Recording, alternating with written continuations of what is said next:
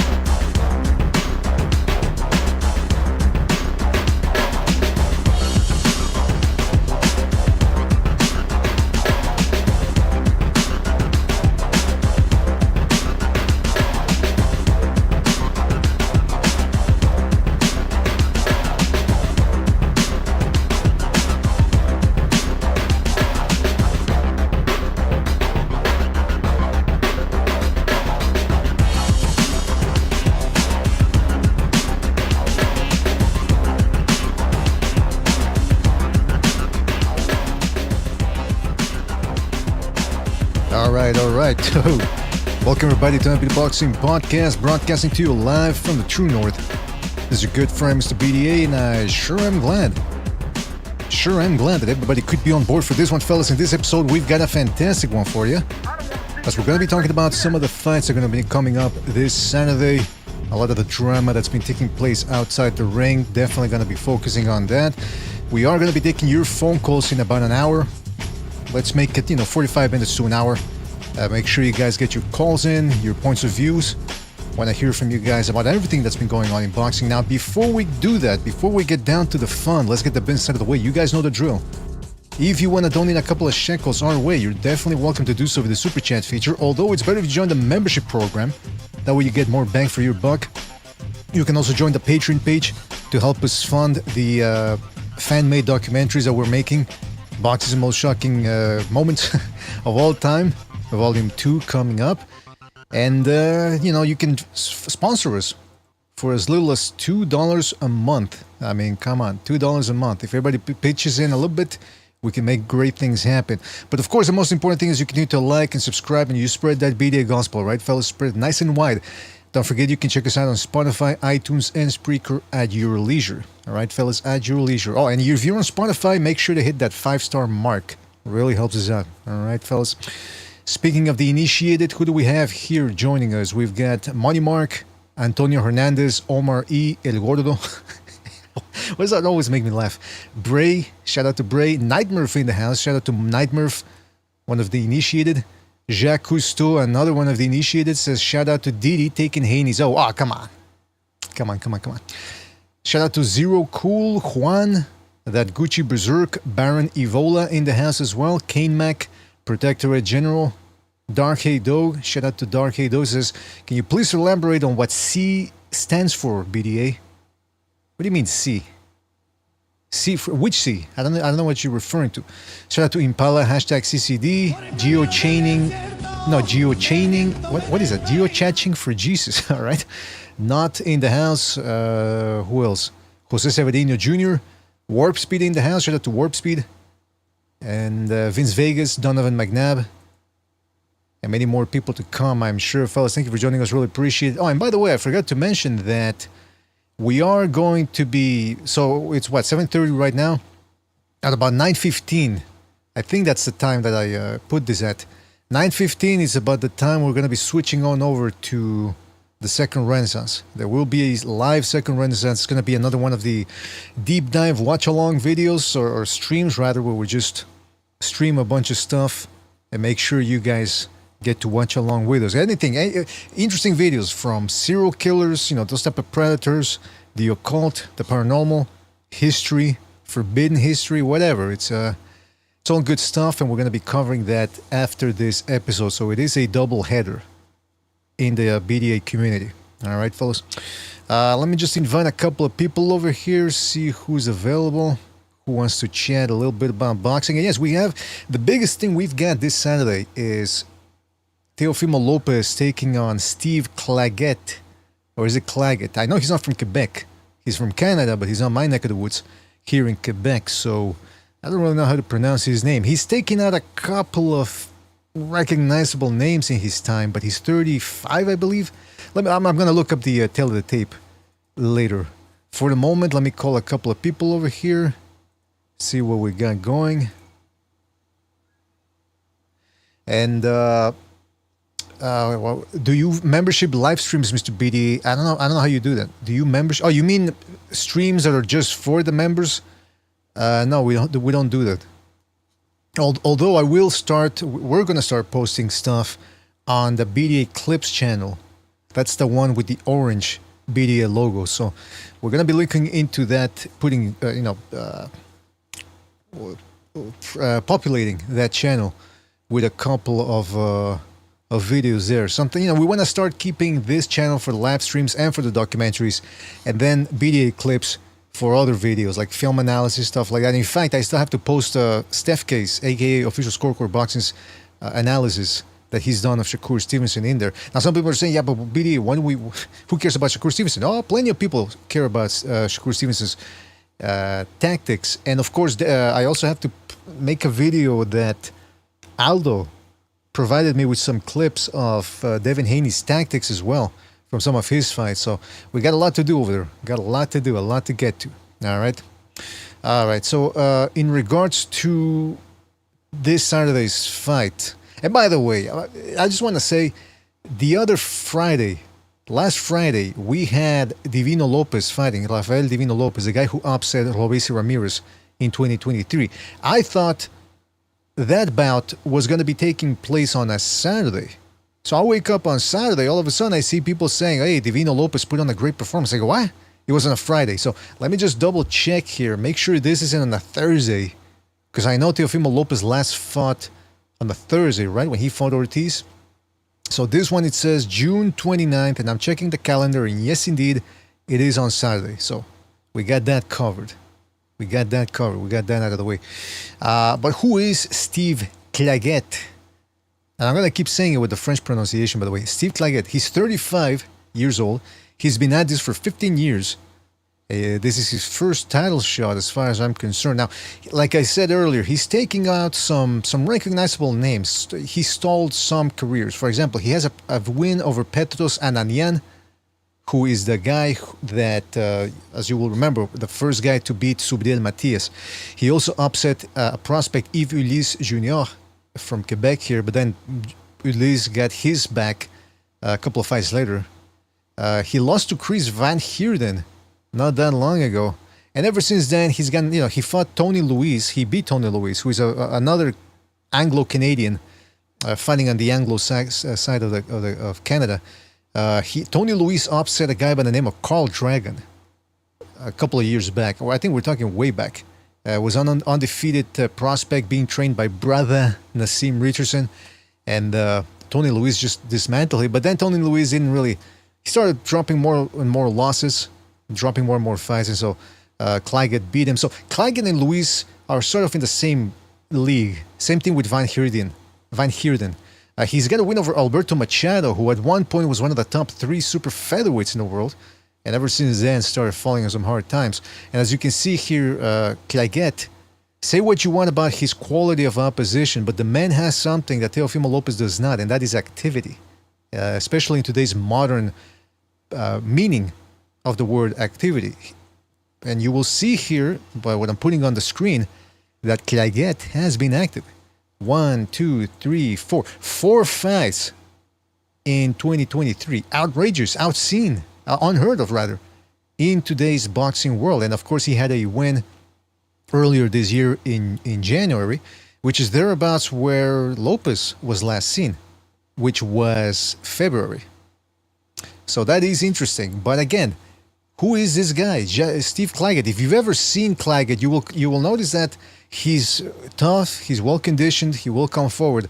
But that is precisely the type of guy that Teofimo Lopez wants to fight. A guy that doesn't really hit that hard, is not as fast as he is, dare I say, not as skilled as he is. So he's going to be walking into Lopez's wheelhouse. Now, the only real chance that I see Claggett having in beating Lopez, and again, we've been having some upsets earlier this year, so anything can happen.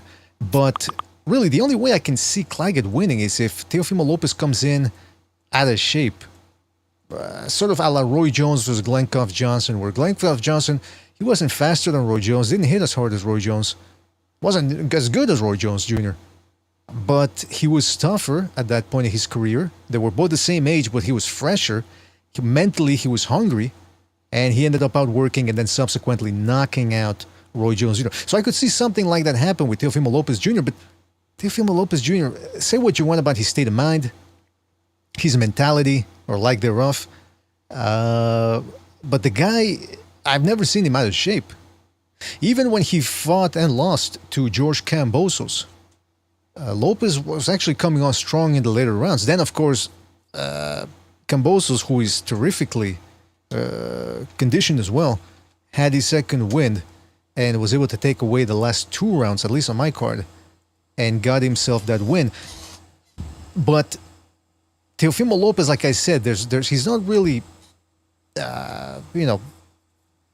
what's the word I'm looking for here? A lazy guy. I don't think we've seen him have tough fights before, but that's usually like against Nakatani and against Ortiz. But that's really because of his technical deficiencies, not so much his physical ones. And by the way, I do not buy, or rather I should say, I'm very dubious of this whole thing of Lopez supposedly having a hole in his trachea or rectum, whatever it was, that supposedly he was about to die at any moment in that Kambosos. But if that was really the case, his father would have said something in between rounds. He would have said, "Hey man, listen, we know you're this sick. We know you've been having asthma attacks or been unable to breathe in between.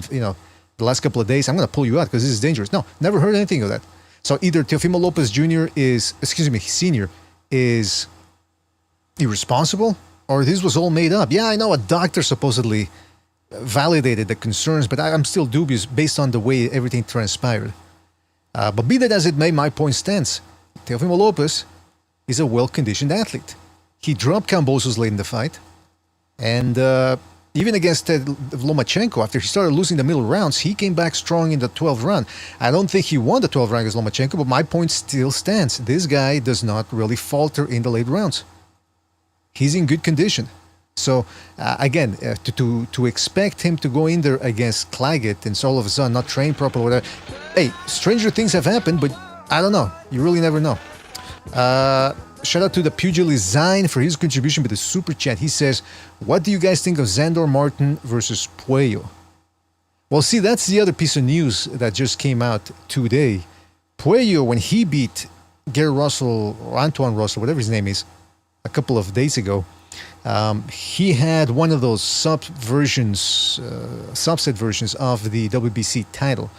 And so now Haney had another version.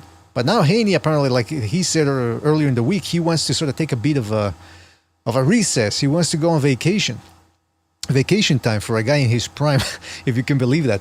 But nevertheless, so now supposedly Puello has been upgraded, I suppose. I don't know if I'm getting that correctly. And so now he's mandated to take on Xandor Martin. So essentially Haney's saying, we don't want to fight him. And he said that himself, by the way. He said that money is beneath me. The payday for the Martin fight is beneath. So essentially he's ducking Xandor Martins. And people are so quick to say that, to use the word duck for other fighters. I wish they apply it to when it matters now.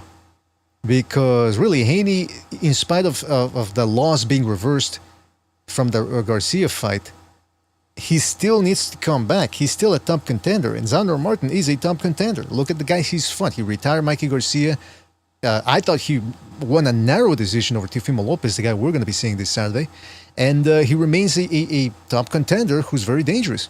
The fact that Haney doesn't want to fight him just lets you know what they're doing. They're trying to look at the landscape, They're being the Haneys. They're being very careful after that embarrassing situation against Ryan Garcia, who was a C-level fighter. They call him a C-level fighter. So apparently all this C-level fighter had to do was blow a couple of pounds, take some shady PEDs, Austrian, and that was enough to drop Haney 3 times, almost had him out. So that's hopefully maybe that's why they don't want to fight Xander Martin, because Victor Conte, who is in Haney's corner, he knows that almost everybody in boxing is using some sort of masked PED. So imagine if Xander Martin is on some sort of PED, maybe that's all he really takes, just like with Ryan Garcia, to whip Haney into another world. So maybe that's why they don't want to fight Martin. But my guess is that they didn't want to fight Martin, and they're trying to now scope out what happens. They're really they're biding their time and saying, okay, let's see how Teofimo Lopez looks this Saturday, or let's see, now that Matias is out of the way, they've had a bit of a wish come true. And so, but I think that's what they're going to do. They're just trying to be their all careful selves and see what happens. So now Puello has to take care of business against Martin, and I don't know, Puello is a counterpuncher by nature, long counterpuncher, and Martin is as well. So someone's going to have to chase somebody in that fight. I dare say it's going to look, it looks on paper, it's going to be a boring fight. And I don't know if Puello is equipped to really come forward and put on the pressure and do what it takes to get to Xander Martin. So that's all I really have to say about that for the moment. I see Mirage is saying that you had Haney pound for pound, now you're dissing him. When did I have Haney pound for pound? You're going to have to find that out for me, man, because I've always been one of those guys that I said, I think I even considered that if he should have been pound for pound, he deserved to be in the low rank, like 10 or 9. I think we even got into a debate with people, because people used to criticize us. We never had him pound for pound video. Yeah. See, when people when people have to make things up, that's when I started losing interest in this type of discussion. Shout out to Virtuoso for his contribution with the super chat as well. He says Teofimo is fighting a no-hoper whose last name rhymes with a gay slur during Pride Month. Let that sink in. Yeah, hey, listen, Sobers, I wanted to bring that up too. I'm looking at the schedule from ESPN, Top Rank. We had, not that long ago, we had a bunch of prospects as main events. Like we had Zayas as a main event, which wasn't a bad fight, but against what's his name, Teixeira on paper, but it was just the entire card just wasn't that fun. It was filled with prospects getting a bunch of layups. Then we have now Teofimo Lopez, who's generally entertaining, but taking on a guy who shouldn't be in a main event. And again, I respect Claggett for the hustle. He's one of those hard-working fighters that doesn't have a big promotion behind him, but still, that's a main event. And then a couple of weeks from now, we have Janibek taking on a guy no one's ever heard of from Australia, who's 29 years old already, I think, and he's only fought once in a 10-rounder. He's never fought in a 12-rounder. He's never gone past a 10-round. So what's going on with Top Rank? I mean, they're sort of dropping the ball and getting into PBC territory here. I'm not, I never looked at it like that, bro, but you're right, dude. They are giving these guys a bunch of layups. As far as for Teofimo, I would just look at it as What the fuck is going on, man? almost like a stay busy fight. As long as he, I'm cutting out.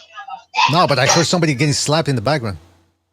Oh, yeah, I was just slapping some ass. My bad, video. But as this Claggett fight, Claggett the Maggot, as I like to call him. Ah, come on. It's this is Teofimo's Rod Soccer fight, right? You know, Garcia fought Rod Soccer, kind of like a stay busy fight. I think he'll fight. I think he'll take a harder fight next. You know what I mean? He's pretty active, opposed to some of the other contemporaries. So I'm not too mad at it.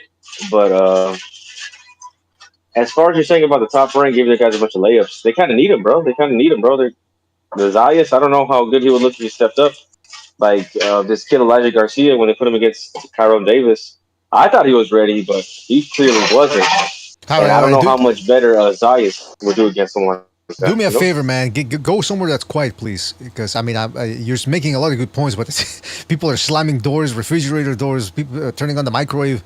I think that's what it was. Either Sobers is near a kitchen or he's at a nuclear site or something, about to launch a rocket. You guys if you guys come into the stream, please go. Neither confirm nor deny. There you go. Yeah. All right, but Yeah, so essentially that's what we got with Teofimo Lopez, and I it's got you. Give me a second. no problem, man, no problem. Thanks. But yeah, so Teofimo Lopez is in this category now, and look, Teofimo Lopez, I'm not the biggest fan of his character. I think he's a bit of a whiner.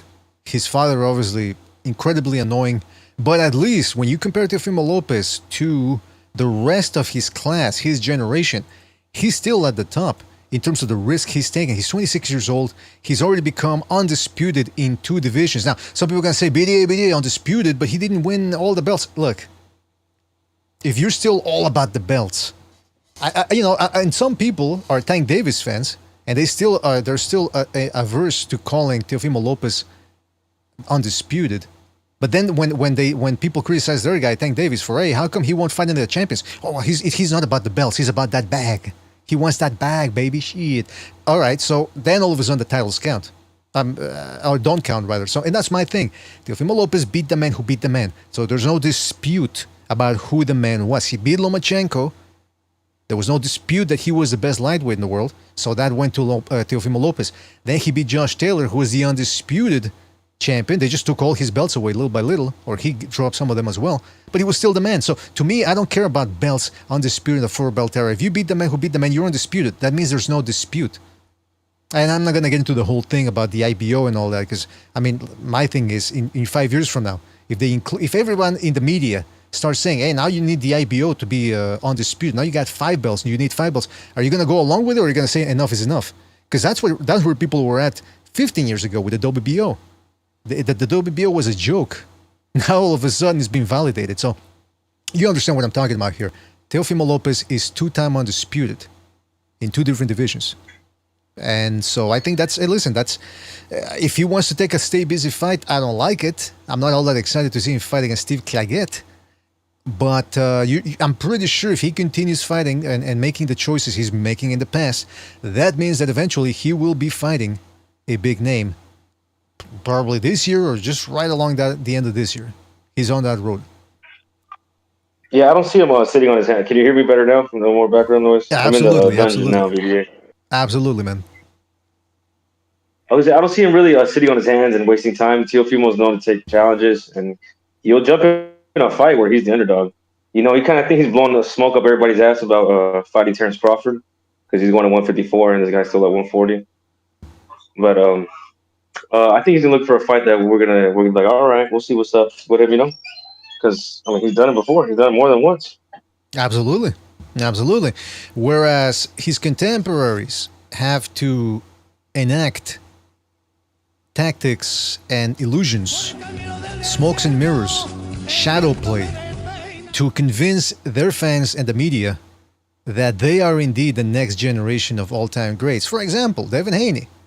Look, if you're an all-time great, I don't care if your opponent is on drugs, cocaine, some sort of painkiller, whatever. If he's a C-level fighter, Instagram star like Ryan Garcia, he's not supposed to take your life and death the way he took Devin Haney. So Devin Haney is something we knew before, and he got listen. I hate to use the word exposed, but we knew before he was on shaky ground. And then when he got that gift decision over Lomachenko, we knew he wasn't the real deal. So what we're seeing with Haney is he's a bit of a crybaby. Then he cries some more, and he gets wins reversed or losses reversed. So he's not that guy, as the youth like to say. He's not he, as they say now. He's not him. He's not him. Right. There you go. Recognizing he's an entitled little suburban kid. You know what I mean? Exactly. Yeah. And then you have Shakur Stevenson. And then, so he takes this loss. It's reversed, but he can't erase it from his mind. This ain't eternal sunshine of the spotless mind. He can't erase that loss from his mind. So he's got to live with it. That's why they're taking this break. But may I say, because I didn't have a chance to comment on this last Friday, I wasn't on the show. I'll be surprised if Haney really does take that year off.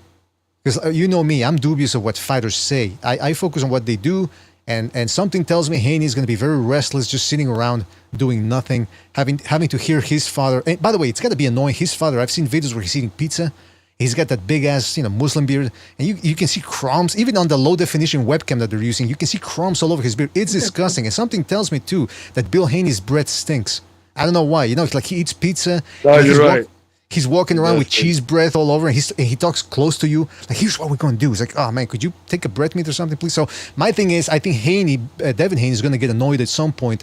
He's going to get restless, and he's going to say, I want back in the ring. But that's the other thing is, he should be jumping in straight up against Ryan Garcia. You can see Ryan Garcia blew up in weight recently. So fight him as soon as possible. Make him go into fat camp while you are supposed to be in shape, even though Devin Haney, we know he's fat as well. And try to get yours back as quick as possible. But he doesn't want to do that. Because again, like we're talking about, he's not about that life. Then we got Shakur Stevenson. A guy who's quarreling with Top Rank about the money. He doesn't like the money that they offered him. $3 million per fight. He thinks he's above that. So here we have another entitled little princess who, when things get rough, starts running around the ring, jumping like a rabbit, and then blames it on anything and everybody. And then we have Gervonta Tank Davis, a.k.a. Muhammad Walid, or whatever his name is now, who, again, beats up on a prospect. And I give him credit for beating up Martin, because I thought Martin was... And he did. Martin did give him a tough fight, but eventually Martin got him out of there. But, Davis got him out of there. But to pretend that this guy is a top 5 pound-for-pounder is ludicrous. So let me just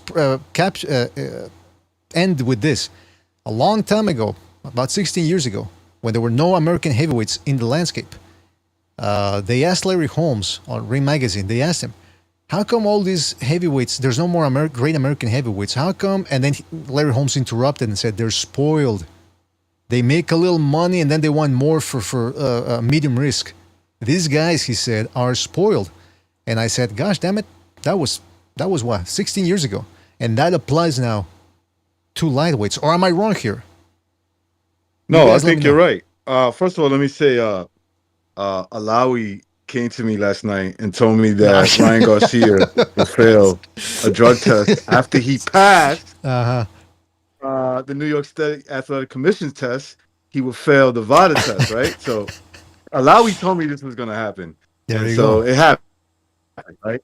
And no, these dudes are suckers, bro. Like, that's all there is. I mean, these dudes want a whole lot of fucking money for nothing, basically. You know what I'm saying? They want to put in minimum work. They get offended when nobody likes their style of fighting. Shakur Stevenson. When we explained, like, he ran against De Los Santos when things get rough. What do you think he'll do against somebody with some power, like, let's say Ryan Garcia or Tank Davis? You know, he's going to do the same thing. If he was to fight Lomachenko, you know, he's probably just going to fucking grab the whole fight. He's boring. He doesn't want to take any accountability. He's got a fight coming up. We'll see what happens. But you know, he's been very lackluster, and I question his authenticity. Excuse me, I have to say that the right way. Yeah, I question if he's authentic as a fighter. You know, recognize, but recognize he's chasing greatness. Yeah, that's what he's chasing it. All right, it looks like it's chasing him. You know what? He's chasing me. Right, he's running away from that shit, right? Shakur Stevenson chases me into sleep. That's what he does. By the way, shout out to who is here? Hold on a second. All right, shout out to Moneymark71S, who says, "Where's recognize? Teo and Shakur need good performances. Both guys have been disappointing lately. Teo and Shakur need good. Yeah, they really do. They're both guys that are a bit of a come bump. Salute to my little brother. Shout out to him. He doesn't like when I call him little bro because he's a big motherfucker. But salute to him. Is that really your brother? My brother. Hey, there you go, Money Mark. That's my brother from another mother. And by the way, yeah, when you said that, what's his name? The Haneys were suckers. I was saying, 70s Recognize is returning. Look at that. The thing that I wanted to really talk. Jack, those are a bunch of little suckers right there. Yeah, 70s Recognize a jive turkey. Let me tell you. But I wanted to touch on something else that I forgot to mention too. Another guy that's screwed up from this generation. That's Ryan Garcia. This dude. Look, if you're in the situation in which he's in, which is he gets caught with a PED, blah, blah, blah, he's supposed to at least stay humble or something, really, you know. No, instead he doubles down, starts trolling. Like he thinks he's Jake Paul or something. Then he starts going after George Kambosos' wife. Didn't do anything to him. He goes after her. Disgusting. Then he goes, oh, come on, I was just playing around. Then he does the same thing again with Caleb Plant's wife. And his excuse is, come on, guys, I'm only human. Well, yeah, you're only human. You know what? Humans come in a lot of forms. Some humans are okay people. Some humans are decent people. And others are jackasses. That's what Ryan Garcia is. He's a jackass. And, my first instinct was true about that guy. Back in 2018, I thought it was a joke. And I used to make fun of him. And I got to call out Mexicans who used to come up to me and go, come on, man, he's, you ain't got to do raza like that. That's, Ryan Garcia. And, and then Garcia did sort of win. Are you talking about me, VDA? Well, you weren't even around in 2018. What are you talking about? I'm just fucking around, bro. Not everything's about you, Sobers. Not everything's about you. But, oh, damn. My bad. And then Garcia won me over. When he beat Luke Campbell, and then he started fighting in a more aggressive manner, taking the fight to his opponent. I said, whoa. And then when he took the Davis fight and conceded to all these crazy demands, I said, whoa. But that was momentary. That was temporary. It was an illusion. And he's back to his old ways. So we got the 4 queens have been acting like a bunch of queens. And really, Teofimo Lopez is the best out of all of them, the one that takes most risk. But even him, he's a little screwed up too. So I quake for the future. I don't like Ryan outside of the ring. There's certain things I like about him, and then there's certain things I don't like about him. The whole, I'm sleeping with your wife nonsense. Bro, even if you did, man, you shouldn't be saying that shit publicly, bro. Unless you're ready for some consequences, But like, at least he's kind of entertaining. Like, that shit is annoying though. And, if something bad happens to him, he can only blame himself. But he's entertaining. He could fucking knock dudes out. He might be the best out of all of them. Out of all the guys we mentioned. Devin Haney, Shakur Stevenson, even Tank. I'm talking about on an even playing field. Teofimo. He might beat all those guys. Like, if everything was, everything was just like they both bringing in their best shape. They have a shot at beating him too. I'm not saying that they don't. Although Haney, I don't give him much of a shot because I thought Ryan Garcia looked like shit in that fight, and he still was way better than him. And so, outside of him, I think everybody else has a shot at beating him. But I would favor him because of his big, lead left and how fast it comes. That if he's in good shape, he's gonna eventually catch them with that shot, and eventually, they're not going to be able to take it. That's my take on it. I don't like the outside antics, though, for sure. I think it's kind of lame as fuck. You know what I'll say about Ryan's behavior? You can tell a lot by someone's tableside. What the? Somers, where are you? There's a. It sounds like there's a. Are you at the airport or something? I constantly hear a woman saying. Where he's at, man. I think he's in I feel like he's in a warehouse or something bad. I'm in Thailand. There you go. Yeah, that's why I keep hearing 7:15 flight to Singapore now boarding. I was like, what? Where are you, man? What's going on here? All right, but listen, recognize I'm with you. I think Ryan Garcia has incredible hand speed, incredible power, and then on top of that, with the length that he has, he's about 5'10", 5'11". I mean, that's taller than any of these dudes. So he's got a big advantage that if these guys want to have to reach him, they have to walk into the wheelhouse of his left foot. But I tell you what, why I think he's a jackass and a joke as well is because when things don't go his way, he's very quick to blame everybody but himself.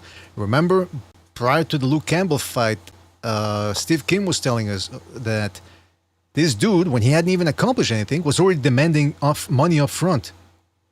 And so, and he wanted it written into his contract that, if the fight doesn't happen for whatever reason, I still get paid my full fee.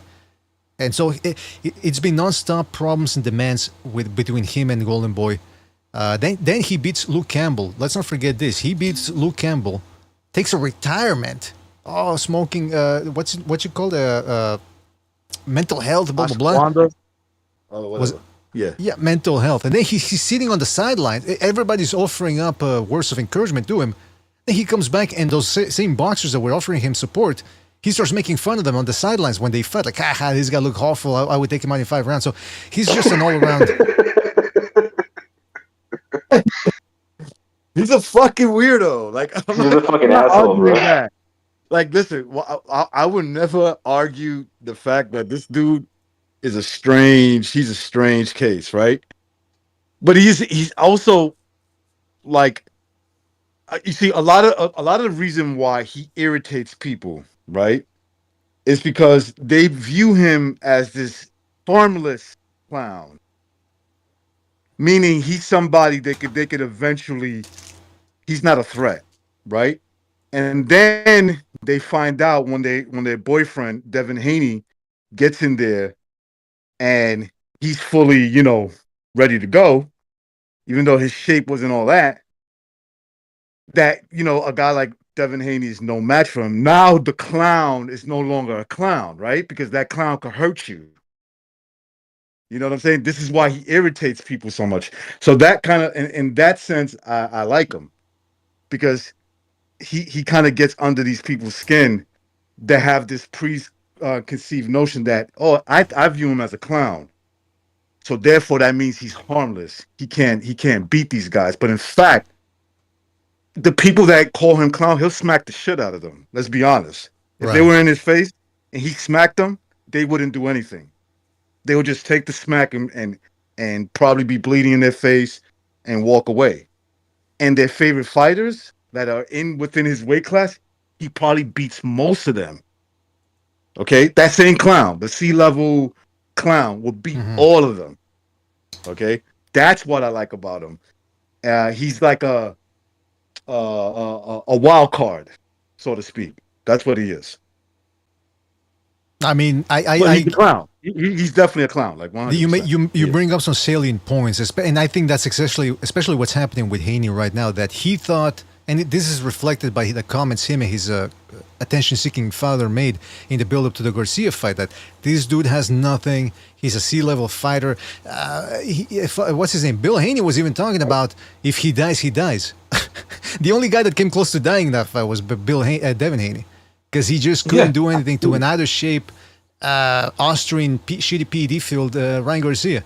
He almost died in that fight. So, well, I'm exaggerating, obviously, but you're right. They must have been a bit. I think that's why they're taking that year off, or they want to take that year off, because this fucking C-level fighter beat you, man. Slapped that ass. Yeah, he did. He whooped that ass. Shock. You could take the L away, but we all saw you get, bro.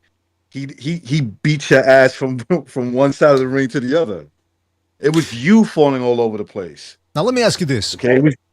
Because Ryan Garcia has succeeded in punching down with that left foot. Usually most of his opponents are shorter. If he were to try to slap you with that left foot, he'd be looking up at you, right? Like, he'd be looking up at what, 6 inches?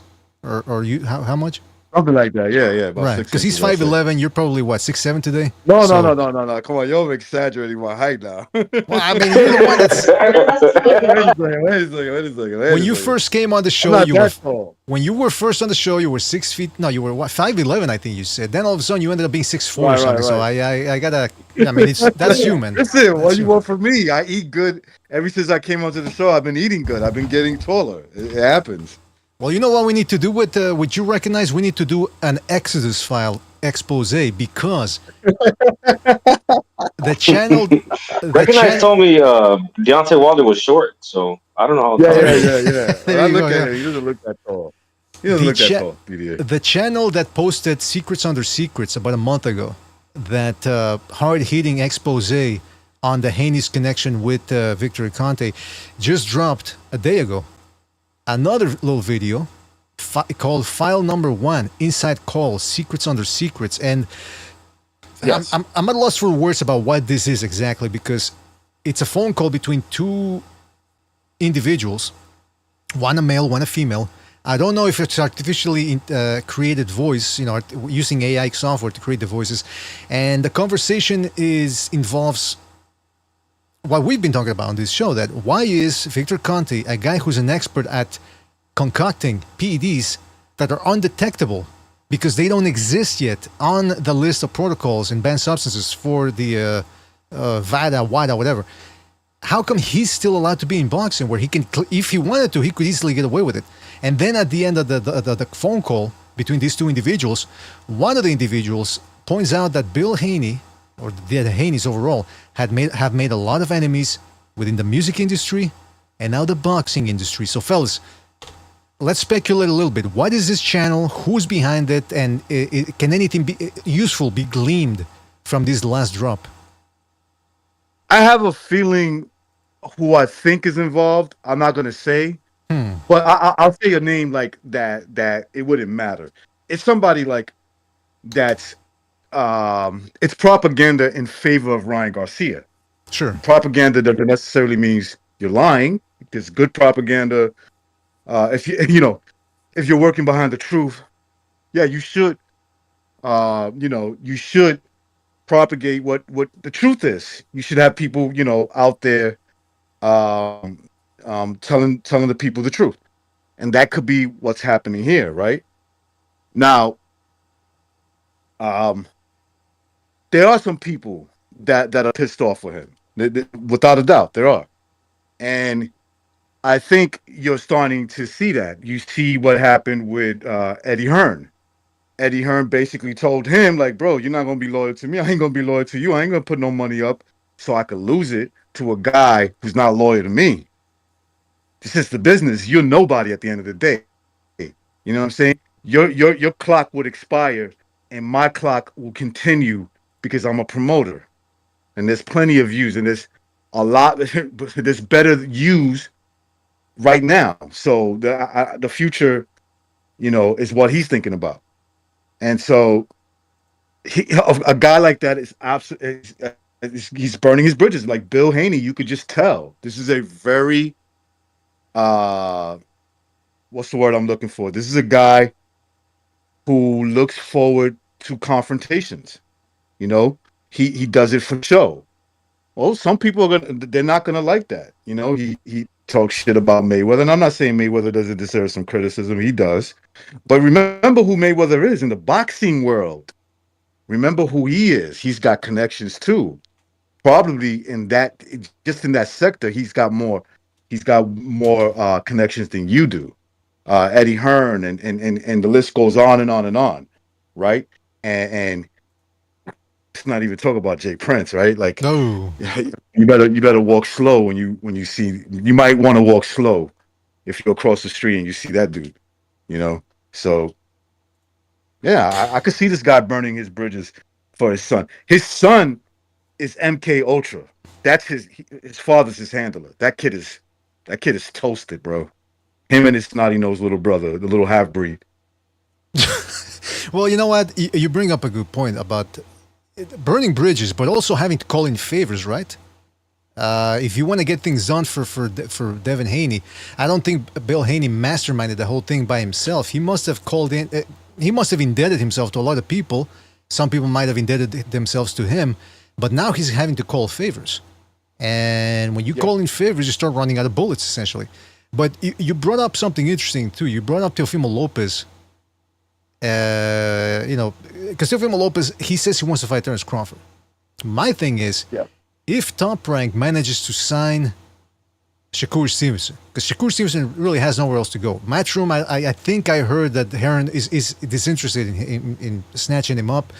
PBC obviously has no money, or very little money right now, to be able to bring on board a guy like that who doesn't really draw in ratings, no pay-per-view, no nothing, and on top of that, he wants more than $3 million per fight. So how are you gonna swing that? So he's probably gonna stay at Top Rank. So my thing is the thing that appears to be sensible here is to pit Teofimo Lopez Jr. if he wins this Saturday against Shakur Stevenson if he wins in a couple of weeks when he takes on Hartunian. My thing is, like you said, you mentioned Jay Prince. And I heard Thunderdome earlier was streaming. He was talking about Jay Prince. And he was saying that James Prince, for people that don't know, James Prince is a manager. He's been the manager of a lot of fighters since the early 2000s. Most famously, he was a manager of Floyd Mayweather. But this guy also seems to have ties, or is actually one of the big guys involved in the Houston criminal underworld. That's what they say, allegedly. And the legend is that when Floyd Mayweather wanted to break away from Jay Prince in the mid-2000s, James Prince sent a couple of goons over to the Mayweather gym. And the rumor is, one of the versions is that Mayweather had to lock himself in a bathroom while the goons went looking for him. They wanted to dish out a beating. And apparently Leonard Ellerby, because, he's at best he's Mayweather's best friend and confidant. At worst, he takes it up the ass from him. So supposedly he offered himself up to take the beating for Floyd Mayweather, but they didn't just beat him up. That they brought in some pipes, but they didn't just hit him with the pipes. Apparently they were shoved somewhere else, if you know what I'm talking about. So that's the legend. Again, I can't say that that's what happened. That's what I've heard through my channels. So right, we weren't there.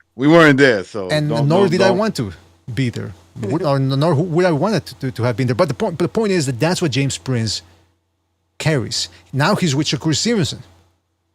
He used to be with Andrew Ward too, by the way. We know how many breaks and privileges Andrew Ward got. So now he's with Shakur Stevenson, another guy who's half-bred, because, Andrew Ward was half-white. His father was a classic, like, Irish-American. And the same thing with Shakur Stevenson, half Puerto Rican, half Afro-Anglo. I don't know if that means anything, but it is what it is. So now he's with James Prince. We don't claim him. We don't claim him. Now, until he starts winning and looking good again, then Reckon's gonna be like, oh yeah, Boricua, papi, ya tú sabes. All right, but listen, the point is that. So my question is, Reckon, from what you know about James Prince, is he somebody that can take Shakur Stevenson to the next level, or is Shakur Stevenson just too boring that even James Prince's magic won't be enough? He could take him the way he took, as far as he took Andre Ward. Think about Andre Ward, a undefeated fighter who retired undefeated. Do you even talk about him? Does anybody ever talk about Andre Ward? I mean, from what I understand, he released an autobiography not that long ago, and it didn't do well. Well, you get what I'm saying, right? Like, right. He's not legendary. There's nothing legendary about him. He just got his money, retired undefeated, and that's it. That's all you know about Andre Ward. He got a gift decision against Sergey Kovalev. Hey, Andrei Kovalev. Yeah, he was a good fighter, man. Andrei Kovalev. Yeah, so that's basically all I know him for. Do you remember Saul Golovkin? Yeah, Saul Golovkin. That's a hell of a fighter, boy. Can you imagine the two? Well, I don't have to. He existed. But I wanted to ask you then. Okay, so because Thunderdome was and I don't know much about the rap world and all that. The background stories of behind the scenes stories. He claims that James Prince isn't really that dangerous outside of Houston. Well, from what you've heard of him, what's his reputation, or what's his power level, if you will? I think Thunderdome might be right. Like, maybe in that part, it seems like he knows people. He knows the right people in different cities. That I will say. That was witnessed several times. New York being one of them. Something happened to one of his artists where he's like, I think they almost killed his artist, and they robbed him and all that shit. They like hurt him real bad. Anyway, the guy, look, man, I got to be careful with how I say this, okay?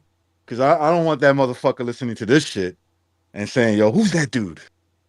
Who's that dude talking shit? But what I'm about to say is not like something that I've only said, so don't just like single me out. What I would say is this.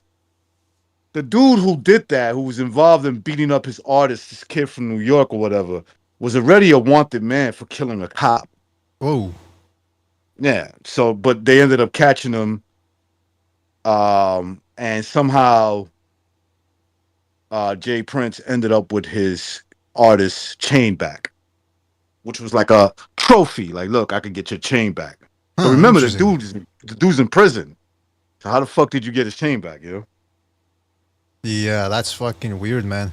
So you're saying he does have pull, he does have reach, but I do have to wonder, within the boxing world. I mean, I'm pretty sure guys have goons on the payroll. Like Don King, I'm pretty sure had goons. Top right, people that have to take care of the difficult business if it gets to that point. So I wonder how much pull Jay Prince has amongst those people?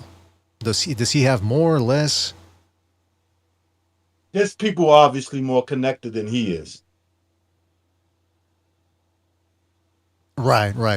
Well, that's interesting though, because very few people in the mainstream media. That's what Thunderdome was getting at. Like a couple of, what was it, 2 years ago, when everyone all of a sudden, and I do mean everyone, was talking about Kinahan. Oh, Kinahan, criminal element involved with Tyson Fury and other fighters, blah blah blah. And I remember it was such a coordinated attack that I said, who greenlit this? Because you don't go after a guy with this type of media campaign unless it's been greenlit by somebody. Same thing with Bill Cosby. All of a sudden, everyone's going after Bill Cosby or Harvey Weinstein. Like, those guys used to be untouchable. Now all of a sudden, everyone's jumping in on them. That doesn't happen unless people in power get together and say, yeah, it's time to take him out. It's go time. Right. They got green lighted, in other words, right? Right. They got green lighted to be, you get green light on the streets, everybody comes after you physically. You get green light in the industry, they come after you through the media. It's like the Warriors. And all that shit. It's like the Warriors. Nobody was messing with the Warriors, but then when they put that communique out to the radio wave, they said, "Hey, get the Warriors," because he killed Cyrus. All of a sudden, all the gangs go after the Warriors. So it's the same thing here. Everyone went after Kinahan. My thing is, how come we've never seen that type of campaign or this type of questions raised about Jay Prince? Because evidently he's got a wide berth of power in Houston and within boxing to a certain extent, but you never really hear people saying, hey, why is he involved in the boxing world? Now, may I also make a little, point something out here, rather, an observation that during the pandemic, when Joe Rogan moved to Texas, his podcast to Texas, I believe, correct me if I'm wrong, but I believe his first guest was James Prince. And some people said that, or speculated rather, that it was his way of sort of paying homage to Jay Prince, or tribute, like, hey, I'm right here in Houston, I know it's your territory, and I'm just, I'm paying you the respect that is due, and I'm having you as a first guest on the show. Is that plausible, guys, or is that just overreaching?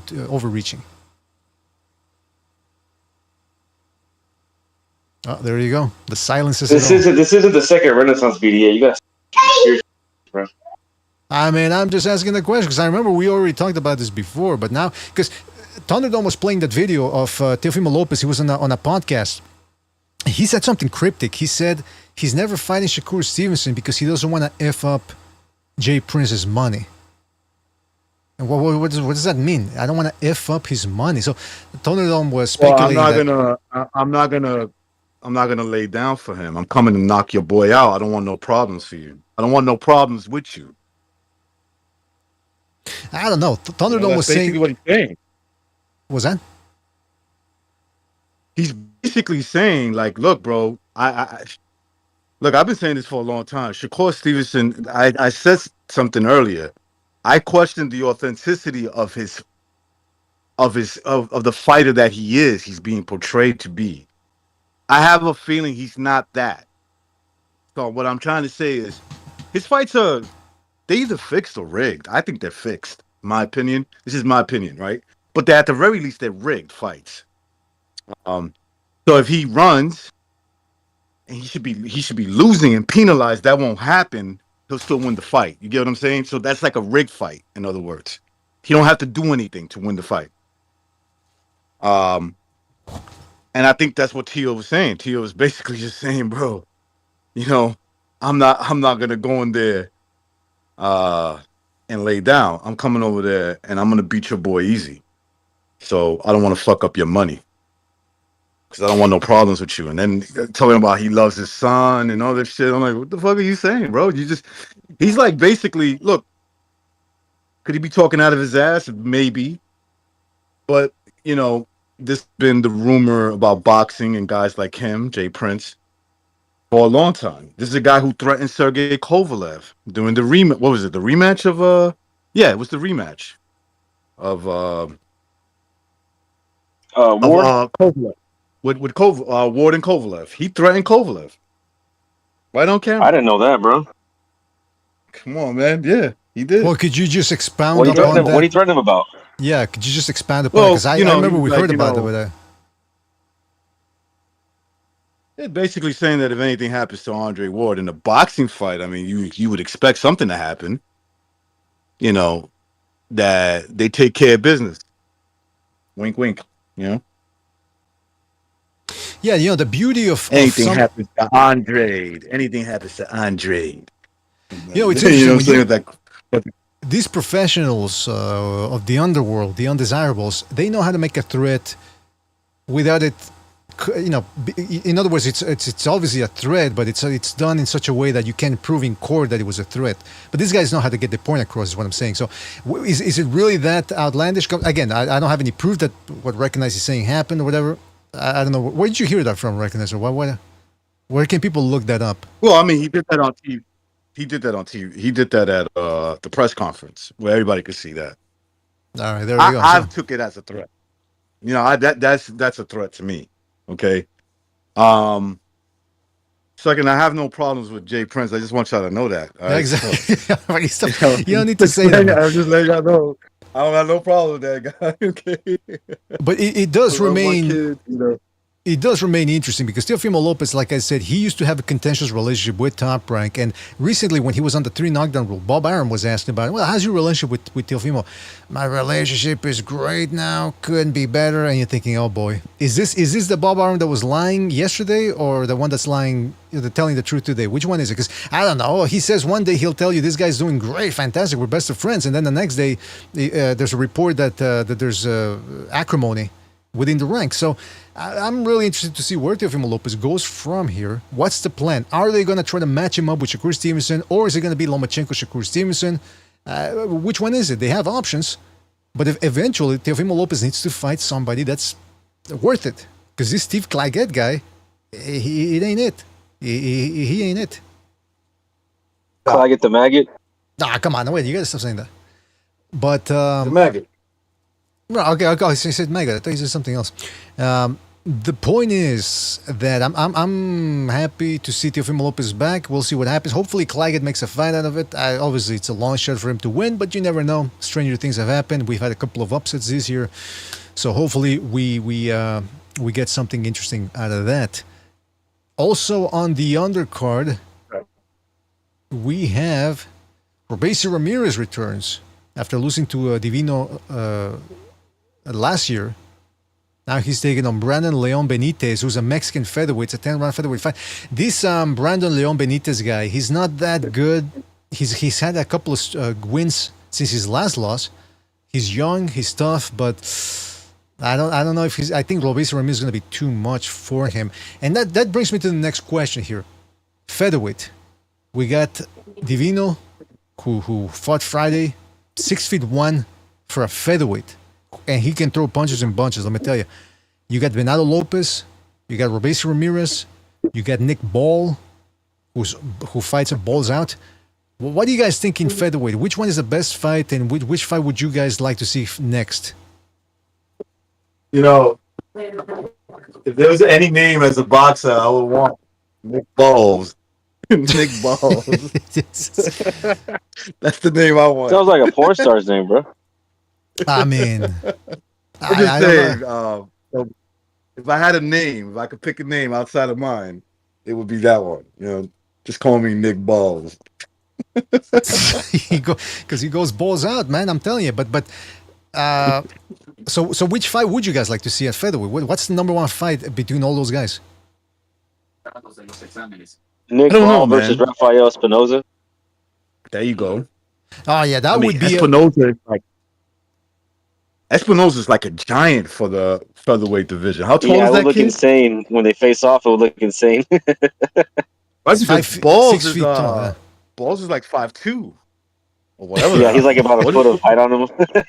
Almost there. Yes. I'd like to see Espinoza in a perfect world, but I don't know if they can get Ball in there to do that because Ball is with Frank Warren. But in a perfect world, if the Saudis can get Espinoza in there with Nick Ball, and on the undercard you got Venado and Ramirez, because they've been talking smack to each other. And I'm a Venado Lopez fan, but I didn't appreciate the fact he threw Cuba under the bus when he was going at it with Ramirez on Twitter. He said something about, I forget what he said, something disparaging Cuban fighters, and I said, come on. I said, come on, you don't got to throw the Cuban fighters under the bus. But it is what it is, man. What else was I want to talk about? Did I want to talk about? Oh, yeah. Virgil Ortiz now, rumored that they're working on a fight for him in August against, what's his name? How do you pronounce his name? Bohinchuk? He's the guy that just... Oh, yeah. The Ukrainian kid. The Ukrainian kid. But what's his name, Sobers? What did you call him? Is Boakuk. Is that what it is? Yeah. I don't know, Boakuk, man. yeah. I don't know. But this dude, he just recently... Hey, give Virgil Ortiz credit, man. That kid fights. He fights the real ones. He wants to fight the real ones. I mean, he's not playing around, that's for sure. This dude is 6 feet tall. He just recently beat the crap out of Mendoza. And so now Virgil Ortiz, because Virgil Ortiz was supposed to fight Tim Tszyu, but Tim Tszyu, evidently, he has an ouchie on his forehead, which is keeping him out of commission. So, hey, man, this fight, holy smokes. I don't know. I'm picking Virgil Ortiz to win it, but I don't know, man. This is if Tim Tszyu was the worst fight for him to take, this might be the second. You know? You ain't kidding. Yeah, man, I'm looking forward to it. He's not looking for no easy touches. This fight would be taking That's place. why I'm a fan of that kid, boy. I'm telling you, if he gets to past this and he does it impressive, bro, I'm gonna be making some bold predictions if that happens. Yeah, you have to wonder, 154. And then now Terence Crawford's at 154, so is that something that... How would you think Boychuk would do against Crawford? I would think he would be a problem. Yeah. Yeah. I would think right off the bat, problems right away. I mean, if Virgil can get past him. I mean, think about it. If Benavides Jr., what's his name? Jose Benavides Jr. was giving Crawford the business. Now you get a guy in Bohinchuk, whatever his name is, who's just as taller actually than Benavides Jr. And he can fight from the distance too. He can pressure from the distance. So I imagine it would be a tough proposition for Terence Crawford. It would be. I'm not saying that he would beat Crawford. I'm just saying it. Like the beginning of the fight, it's going to be a problem. He's gonna take some rounds, maybe even hurt Crawford. I mean, I still think Madrimov has a good chance of pulling it off against Terence Crawford. Crawford is... Well, let me show you what's going on, because they keep talking about Canelo. And I'm surprised at the amount of so-called experts and professional fighters who are picking Crawford to beat Canelo. But recently, McIntyre, Bomac, as he's colloquially known, recently had this to say. He says that it's a challenge, going to 154 because he was growing out of 147, time to do his thing. He says he's going to transition well to 154. He's talked a little bit about the Spence rematch. He says, y'all can look at it like that, but Bond has been sparring bigger guys. I remember one time he was sparring heavyweight contender Brian Jennings. That was a good sparring session. And then he said, I just look at Canelo in that he can be beaten. He's been beat before, so Bud's definitely got the tools to beat him. That's how I look at it. I know Bud has the tools to beat him. I could see him doing it. It's a challenge, of course. That's something... Anyway, I don't know where the quote is, but he said he didn't want to overlook Madrimov. But they keep talking about Canelo because people keep asking them about it. So, what do you guys think? Is this a bit of a pipe dream or... I really, part of me really hopes that he beats Madrimov and he makes it look easy so he can get that Canelo fight, bro. 'Cause I would love to see that. But what I'm seeing right now is it's a classic thing, bro. We saw it with Leon Paro and Matthias. When you start overlooking your opponent and start talking shit to the next guy, you end up slipping and you might get caught by the guy in front of you. You got to focus. You can't sleep on any of your opponents. And if Crawford is doing that with Madrimov, who knows, bro? He's going up a weight class. He's been chin checked by Gamboa. Who knows if the guy puts him on his face? Yep. This entire... I think there's a big delay between us, just to let you guys know. But go ahead. I'm with Sobers. Oh, you're with Sobers. Okay. Well, can I say this then? Or ask this? He's right next to me. That's what I was gonna say. That's how it sounded like. Reckon was saying, "I'm right with sobers. We're floating." Right next to him.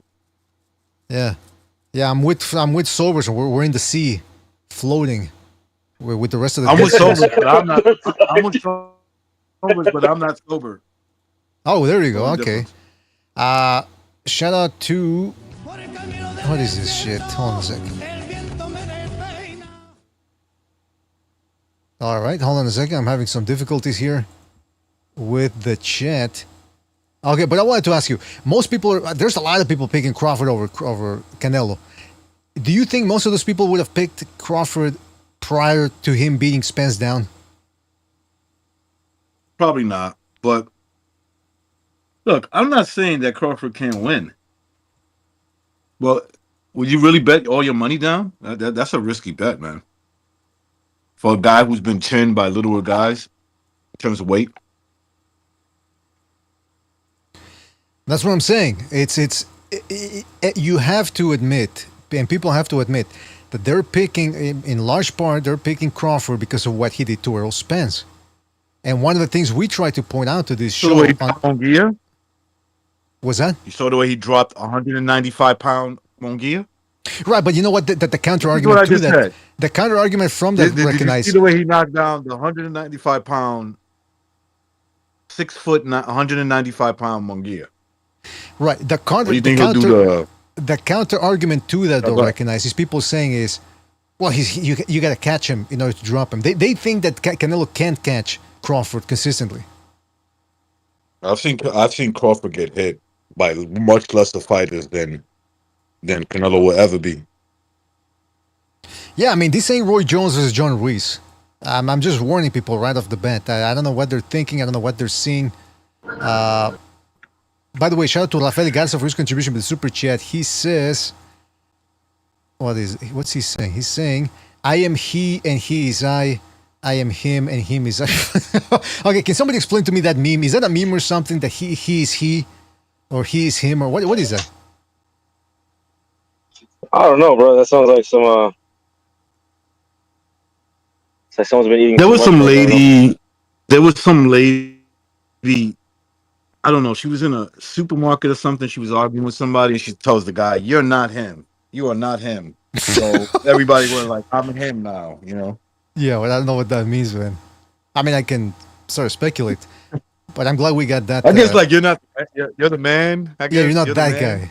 Yeah, you're not that guy. Which, by the way, nobody ever dares tell me that in my neighborhood. But I'll just leave it at that. Now, my thing about this is, as it pertains to Crawford, again, I didn't really want to talk too much about Canelo Crawford, nor do I want to talk too much about Canelo Benavidez, because until anything else comes forth about those three guys, I wanted to leave it as is. But yeah, but this Crawford thing is, again, people make it out to be as if this is Roy Jones versus John Ruiz. John Ruiz was a WBA titleist, but he was far and away from being the best heavyweight in the world. Everyone knows that it was Lennox Lewis. And Canelo is the number one guy in his division. He's not the number 5 guy. He's not the number 7 guy. He's not some lump of coal that's just going to go in there and mail it in. So I really don't understand where this is coming from. Yo, Canelo, can I say potentially, a lot of people have, I don't blame them, a lot of people have Canelo as a pound-for-pound fighter over Terence Crawford, right? Like, so this is not your regular, I'm blowing up in weight. I'm fighting a bigger guy. You're potentially fighting a bigger guy who, in terms of accomplishments, has done more than you. You know? Right. So, keep that in mind. So, I would just say about the fight, I was talking about it with my pops. I brought it up to him, right? And he's not a real big fan of Canelo. But I said, like, they're trying to put Canelo in there. They're trying to put Crawford in there with Canelo. A lot of people think he can beat him. And his reaction was basically how I sum up the fight. And he said he talks in a real aggressive manner because he's like a Mexican dude, like an old school Mexican dude. He just goes, "What? He gets hit, man." Like, bro, he gets hit too much. He gets hit, bro. Canelo's going to knock his ass out, bro. Yeah, and I'm not saying that I mean, as soon as... I'm sorry, go ahead, BDA. Yeah, so man, there's a delay apologize, between you Big. and I, man. I don't know, but real quick, yeah, I'm not saying that Canelo he's gonna win because he's gonna land one shot and that's it. I'm not saying he's banking on that Deontay Wilderish, Tank Davis type of approach, but he's got very good defense. He's the best defensive fighter that Crawford's ever fought. Sean Porter doesn't have better defense than Canelo. Spence certainly didn't have anywhere near as close as a good defense or solid defense as Canelo. What's the best defensive guy Crawford's ever fought? He's never been in there with a guy that had to make him work to get that shot in, or as much as Canelo's going to make him. So that's one of the things that people are overlooking. They think Canelo's just going to put on the earmuffs and walk forward. He moves ahead while he does that. He feints. He steps back when he has to. He's got an active guard. It's going to be very difficult, too, for Crawford to get those shots in. That's something that people are overlooking. I think that more than likely, if Canelo takes that fight first, it's going to be Crawford and then Benavidez. I think he beats Crawford unless something I don't know. I can't see where Crawford beats him, bro. Let's say it goes 12 rounds. I mean, you think he's going to knock out? He's got to basically like shut out Canelo. You know what I'm saying? I can't see that shit happening, bro. Maybe if they stab Canelo underneath the ribs before the fight, like in the end of Gladiator. Yeah. Yeah, maybe. And then imagine even then Canelo still beats him, like in Gladiator. Still knocks his ass out. Yeah, still. You see Crawford doing those little weak little taps like Commodus was doing to Max at the end. But what was I going to say? Oh, by the way, the phone lines are open. Phone lines are open in case anybody wants to call in. Again, we're going to be here for another half hour, and then I'm going to transition over to the second Renaissance. It is going to be a deep dive watch along where we just watch a bunch of videos. So bring in your favorite drink, favorite snack, going deep into the night with that one.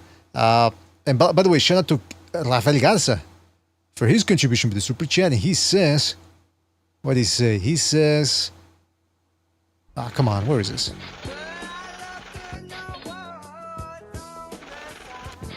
He says, have you guys seen the video where a fan walks up to Canelo with a sign and asks for a shot to the liver, and Canelo grants him his wish?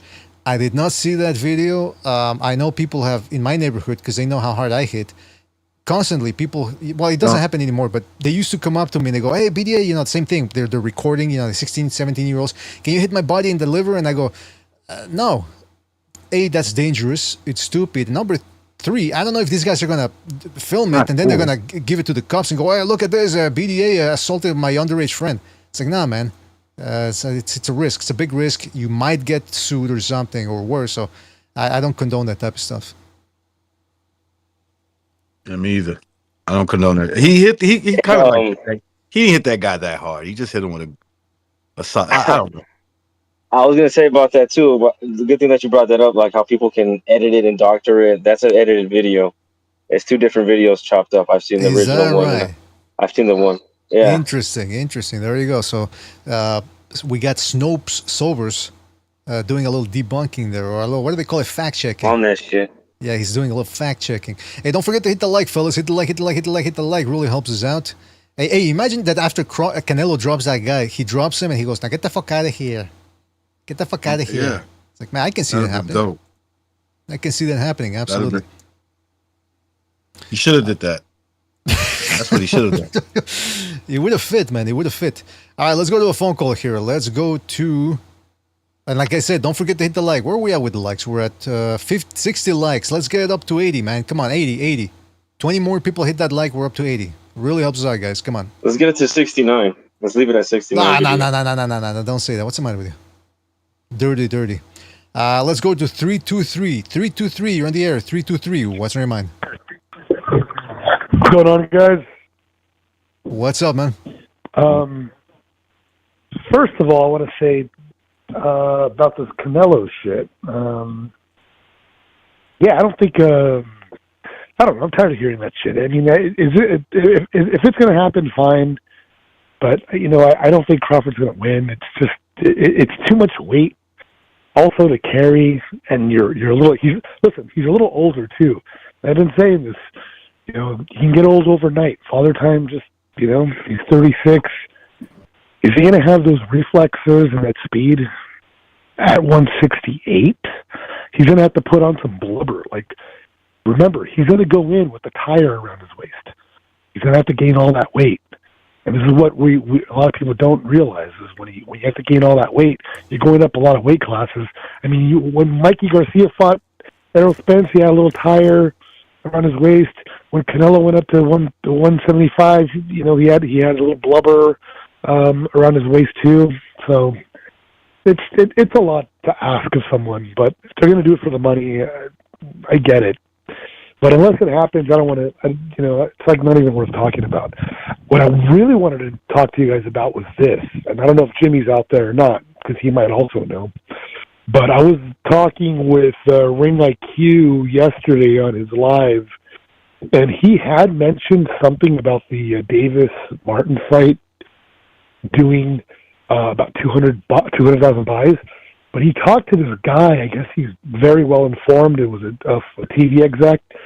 It turns out that the fight may have done less than 200,000, like somewhere in the neighborhood of 150 to 180, no more than that. Does anyone out there know? I'm just shocked, because the reason I'm really shocked is because you have Benavidez on that card, and you have, I mean, you would have thought that Davis would have earned a little bit more notoriety because of the Garcia fight, but that's kind of shocking. I in a way, I hope it's not true, because it's just a really bad look for boxing.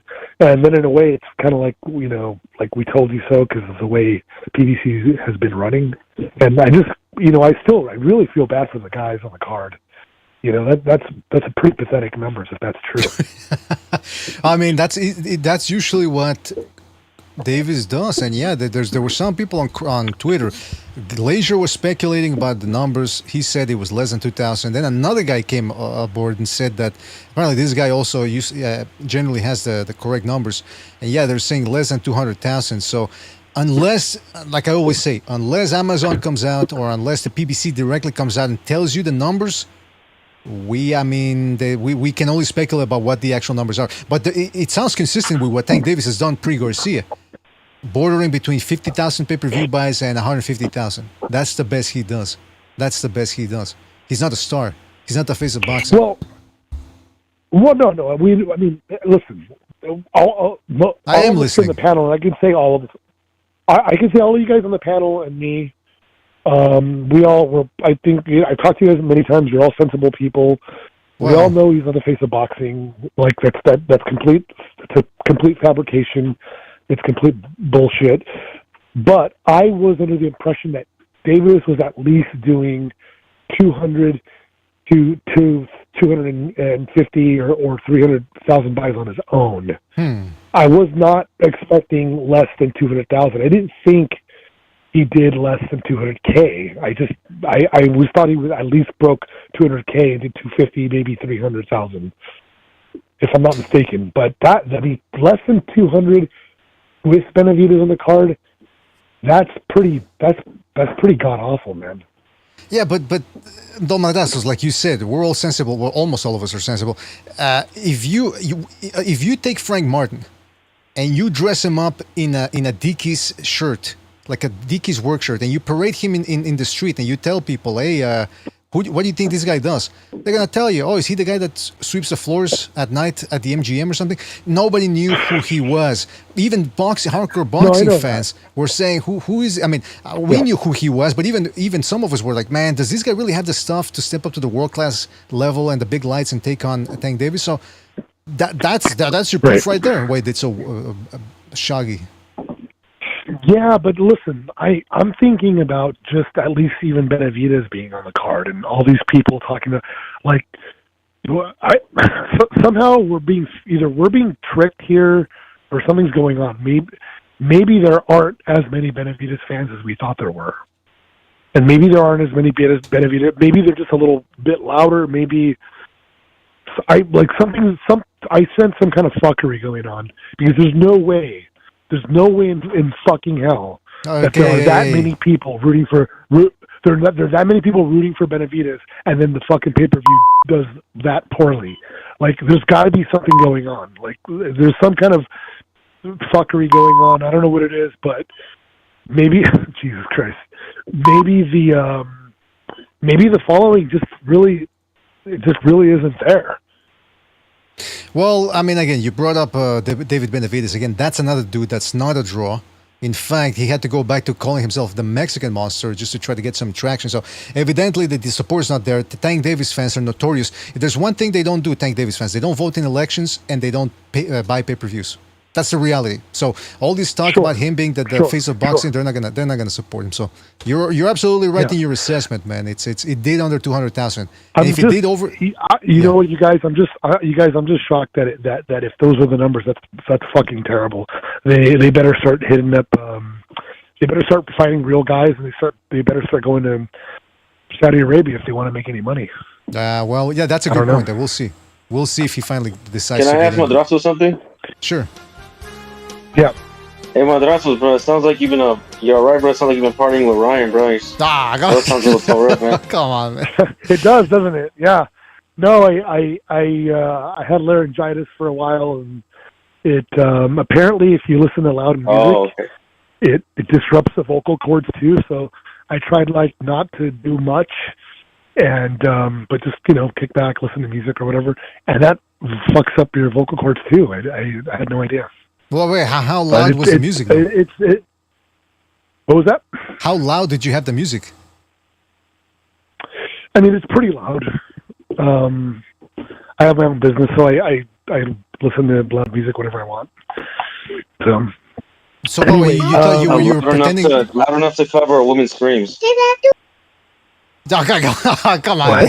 Yeah, he was listening. All right, listen, we gotta go, man. But shout out to you, Madrazos. You brought some sensible points about that. And yeah, we'll see if they even come up with the true numbers or official numbers. Listen, if you get any news on that, you got to report that shit, because it's there's something's going on, man. It's not good, and I don't know. I really was under the impression that these guys had more of built more of an audience with David crying about Canelo all the time, and then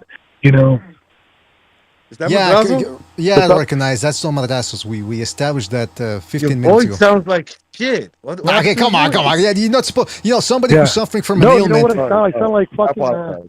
I sound like Super Dave Osborne now. So. You know what, though? Hey, listen. Madrazos, you sound fantastic. This is gonna go away soon. I'm telling you. Because I know it, I can see it, I can foresee it. So then, when people say you sound like shit, don't listen to them, because you do not. All right, man? Take it easy out there. Pretty good. All right, I'll see you guys. Take care. King Butcher is saying that he's faking that voice. Okay. Now we got a bunch of we got a conspiracy theory going on. He's faking the voice. Yeah, but you recognize when a guy is suffering from something, you're not supposed to tell him he sounds like shit, because then that psychosomatically makes it worse. Yeah, I know. You sound like shit. What's wrong with it? Oh man. Well, what are we doing here? All right, let's go to another phone call here. Let's go to. Hey, don't forget to hit the like. Hit the like. Where are we at with the likes? 69. See, never sober is what you started. I said 80. I said get it up to 80. No. This is disgusting. Get it up to 80. We're not taking any phone calls. I'm telling you right off the bat. I'm opening up something here. Oh yeah, I never got to reading Taoism. All right, okay. I'll take that one more phone call, and if we don't get to 80, I think our audience. Yeah, man. Did it on purpose. They said, no, stop at 69. I wouldn't put it past them, sick bastards. But listen. 10 more people hit that like, and then we can get on with the show. So I'm going to take a phone call, and if by the time I'm back I don't see the number 80, it's going to be trouble. That's all I'm going to say. All right, let's go to a phone call here. Let's go to who is next. We got 470. 470, you're on the air. 470, what's on your mind? What's up, guys? Can you hear me? Yes, I can hear you, man. What's up? So, you guys have been talking about some interesting topics. I guess the Canelo Crawford fight. I don't know if you guys saw a recent interview with Alexander Usyk, where he predicted that Crawford would win that fight. He kind of went back and forth on it, and he said he felt like Crawford would win. He's skilled. He can he can fight both orthodox and southpaw. I will say this: Crawford does look a lot stronger than he used to. He's got the skills, so I don't think it would be a physical mismatch. But I could easily see Canelo. I could see Canelo dropping him once or twice in the fight. I could see Crawford, outboxing Canelo. It's a tough fight to pick. I think it would sell. It would do good numbers. So I think they should go for that fight if the money can be put together, and I think they both guys will. But I don't think it's a physical mismatch at all. I think it's a competitive fight. You guys were talking about Jay Prince. I actually went to the Kovalev Ward rematch.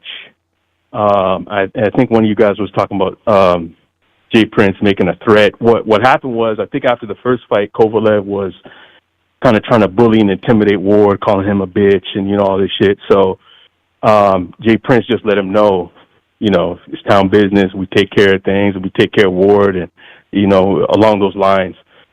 But what I wanted to say was, I was in Vegas. I actually walked by Jay Prince right before you walk in to enter the seating area, and he's a small guy. He's about 5'6", 5'7". I'm like 6 feet tall. I'm a big guy, but the way this guy carries himself, you can just tell he's got like this boss energy. You can tell, like, he's one of those guys.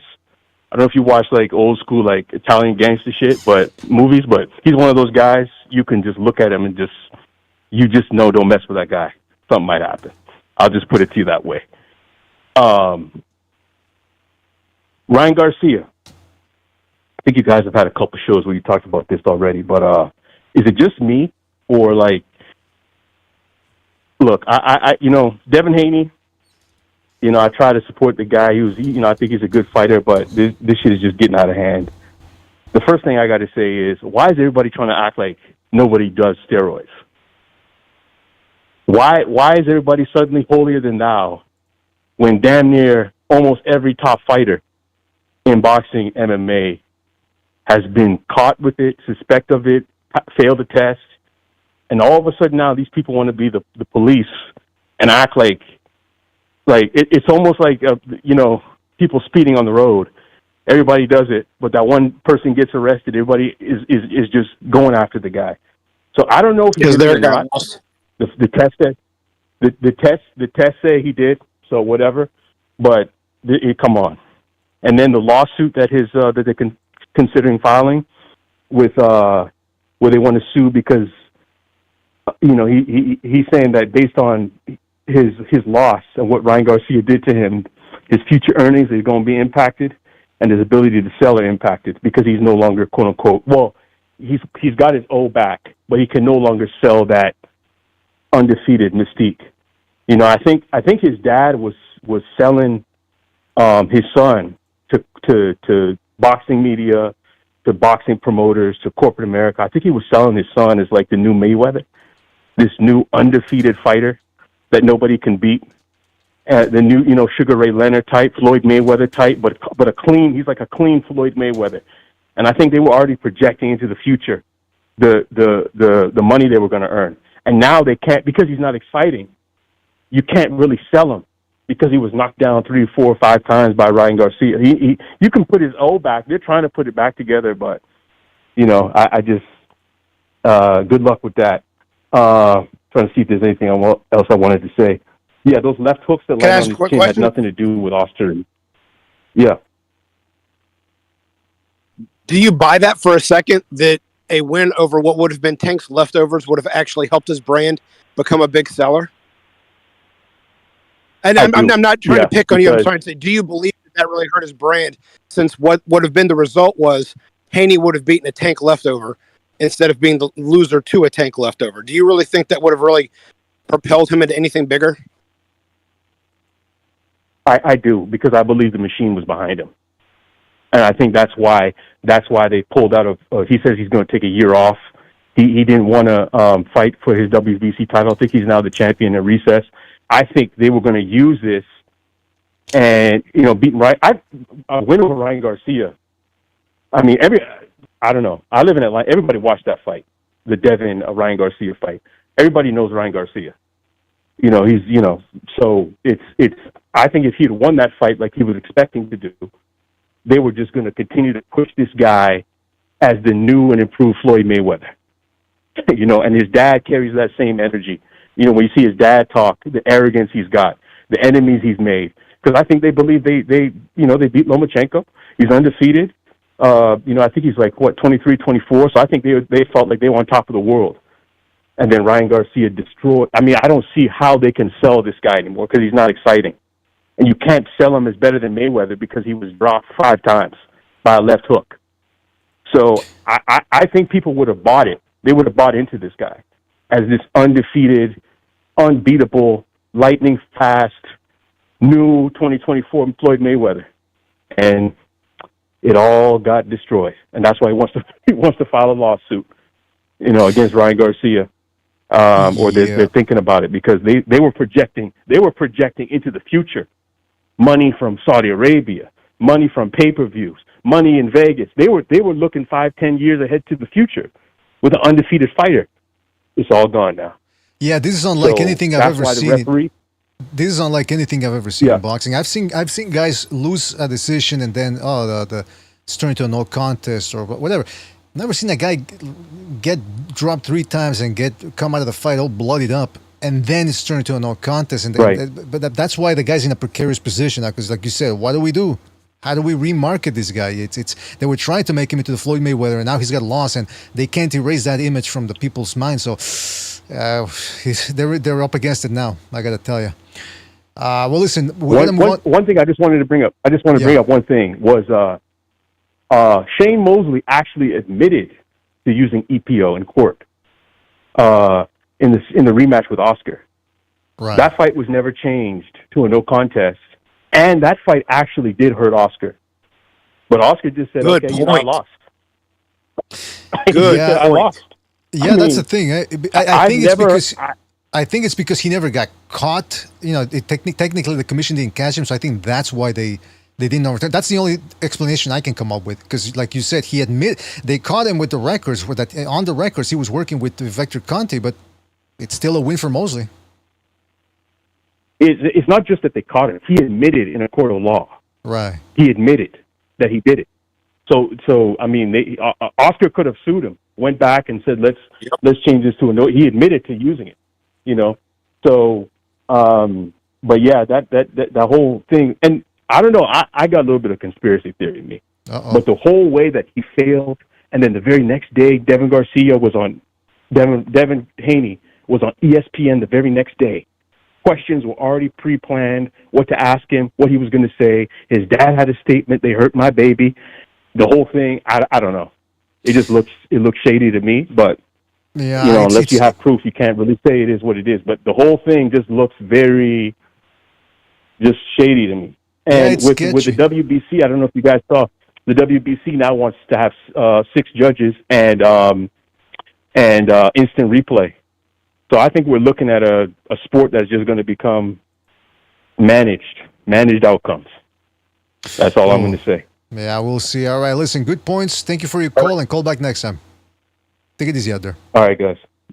Yeah, that's the thing. It's I came at the end, but that was was that, Chief? I'm sorry, BDA. Go ahead. No, go ahead. I said I came in the middle or the end of that, but that was some good stuff. Well, I mean, it's like we've said, it's a sketchy situation right now between Haney and Garcia, but you can't.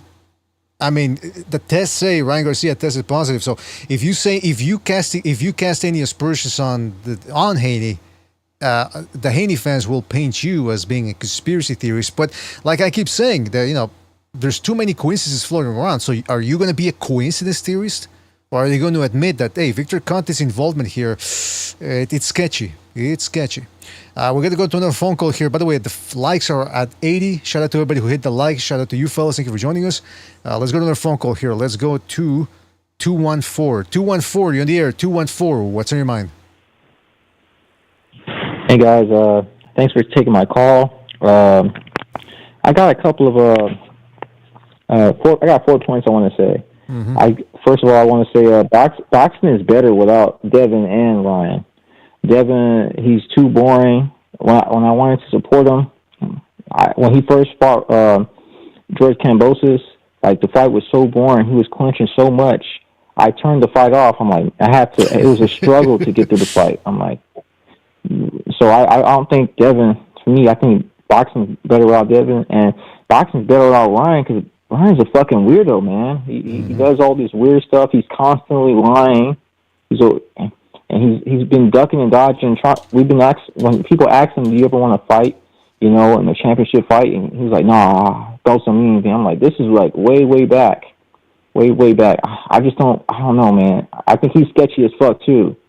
Ryan is sketchy as fuck. He hangs around all these celebrities, just like Devin does. And Bam. My second point is Bam Rodriguez and Estrada are also fighting this Saturday. For people who don't like Teofimo's fight, this is a really good one. My only problem is that Estrada's been out the ring forever, you know, but he's a good fighter. He's a really good fighter. I think people forget how good he was. He is. And we'll see, because Bam Estrada's got some power. You know, Sonny Edwards don't got no power at all in any dimension. And my next point is Teofimo is not a Hall of Famer. Tim Bradley was spreading some stupidity, being a company man on Pro Box TV. Normally I agree with Chris Algieri, but, you know, no, Teofimo is not a Hall of Famer. And I want to say shout out to Ohashi-san, anyways, promoter. You're a prick. You know, that TJ Dahoney fight sucks, and we deserve to see MJ. There you go, man. Hey, wait a minute. Is that the Donahue fight done, or what's going on? TJ, yeah, I think it's done. Well, that's a punch in the gut. Nah, I mean, hey, listen. Yeah. As long as we get another fight done by the end of the year, we should be good. We should be good. Yeah, I think he's going to have another fight. He's going to fight 3 times this year. That's the only good thing. Yeah, hopefully he fights at the end of the year, in the 31st, New Year's Eve. All right. Well, listen, man. Thank you for your call, and call back next time. Take it easy out there. All right. I will. Hey, by the way, you see how out of the loop I've been this week with boxing? This week is Juan Francisco Gallito Estrada versus Jesse Bam Rodriguez. I thought the only thing we had was Teofimo Lopez versus Claggett. My goodness gracious, we haven't even talked about Estrada versus Bam Rodriguez yet. And then, of course, you got Sonny Edwards taking on Adrian Curiel. He's the guy that beat Nochingas in the first fight and then got dropped in the second fight and lost that one. My goodness gracious. I mean, but you know what? I think it's kind of apropos that I missed that fight happening this Saturday because I'm not even hyped up for it, believe it or not. Juan Francisco Estrada hasn't fought since December, I believe, 2022. He hasn't fought since 2022. Think about it. By December 2022, Haney was still undisputed lightweight champion. Shakur Stevenson was still fighting at 130. Well, actually, he just recently moved up that year, but you get my point. Usyk Fury still hadn't happened. Inoue still hadn't moved up to 122. I mean, my good, Charlo was still undisputed junior middleweight champion. That's how long ago, Estrada last fought. No tune-up, no nothing. Now he's taking on a younger foe who has momentum and traction behind him. Not good. Let's go to our phone call here. What's that?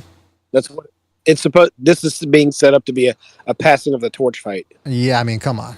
Against the guy that's getting off the couch watching Chilindrina reruns. Come on. Let's go to our phone call here. Let's go to 336. 336, you're on the air. 336, what's on your mind? Yo, what's up, baby BDA? So you did you hit the nail right on the head with Estrada. Unfortunately, he hasn't fought in 18 months, and I guess he really shot himself in the foot because what he could have done is fought Ioka in late 2023 or like on New Year's Eve, New Year's Day, 2024. I would have favored him to win that fight, and it would have been a top 5 win in his career. It would have been a top 3 or actually top 2 win at that point in the division at Superfly, and it would have been another Hall of Famer on his resume. But unfortunately, and it would have made the Bam Rodriguez fight bigger because he would have been active and coming off of a spectacular win, you know, probably in a competitive fight. He'd win like 8 rounds before. But the money, for whatever reason, wasn't good enough, or he just didn't want to go to Japan. And he's been inactive for 18 months. And, yeah, he's going to just lay down. Well, he's not going to lay down for Bam, but he's going to get beat the fuck up. I know Chocolatito had good work with Bam Rodriguez in sparring, for his sparring people. And Rodriguez is on his way up. and Estrada's on his way out. And it's unfortunate, but it is what it is. It'll be a passing the torch kind of fight. And as it pertains to Teo, I think because he is a two-weight lineal champion, he's probably a Hall of Famer now. But if he's not, he's only one win removed in the top 3 from being a Hall of Famer, people. And this guy gets a lot of hate and doesn't get the credit he deserves. So at just, 26, 27? Is he 26 or 27, BDA? Do you know? Either way, let's say he's 26. Right. Fuck it. Let's just say he's 26. He has 3 wins in the top 3 across 2 weight divisions. He has one over Loma, Richard Comey, and Josh Taylor. And even if you want to argue some bullshit that Clincher Wall, beat Taylor in the first fight, it doesn't change the fact that Taylor still would have been a top 3 fighter in the division because he still had wins over Prograis and Ramirez.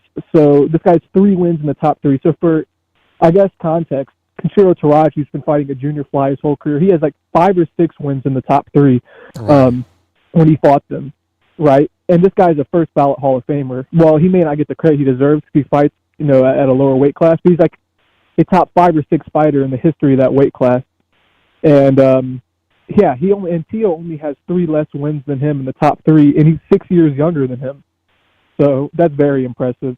And if he goes in there and beats Paro, who should be a top 3 fighter, at this point he should be rated over Ramirez and especially over Haney on the Ring Magazine ratings. That'll be 4 wins in the top 3, even though only Paro is ranked as the 4th best fighter in the division. He's really number 2 behind Teofimo Lopez because he looked better against Hugo Matias than Ramirez did against Barthélemy.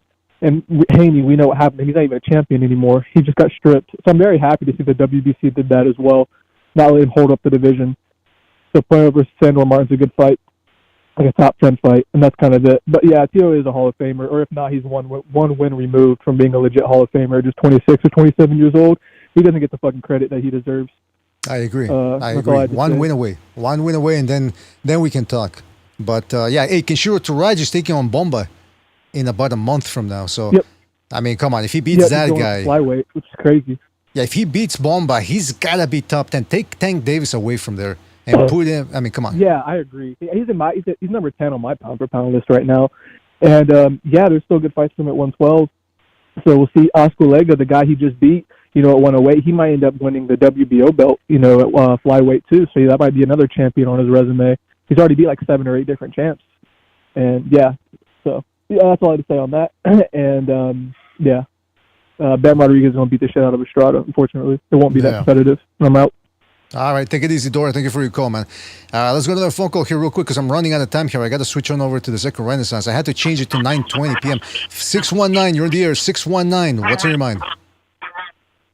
The fuck? Hey, BDA, this is Alonzo, known as Alonzo Amazing, known as DJ Alonzo Love, right here at radio station. Shake that ass, and I want to see that ass shaking. Top of the line today. I wanted to just speak real quick. The 2 last callers beat me to it. Wanted to talk about Bam and Estrada. People are really discounting Estrada. They're making him seem like he's older than what he is. They're bringing up Chocolatito as a sparring partner, as a fucking Estrada's never beat him before. They're talking about Estrada as if he doesn't have elite level footwork or a counter puncher. I would like to say he was Bam Rodriguez before Bam, except that, he just doesn't have, an American kind of coming out to rap music or doing whatever.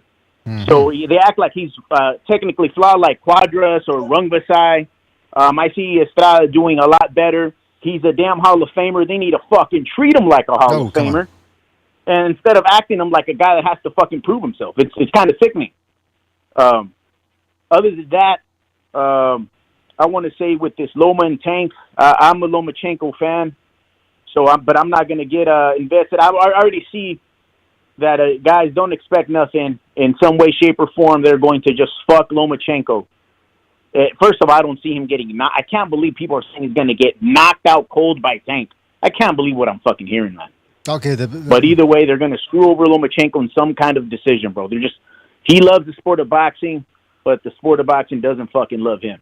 It sucks that he does not get treated like the generational talent that he fucking is.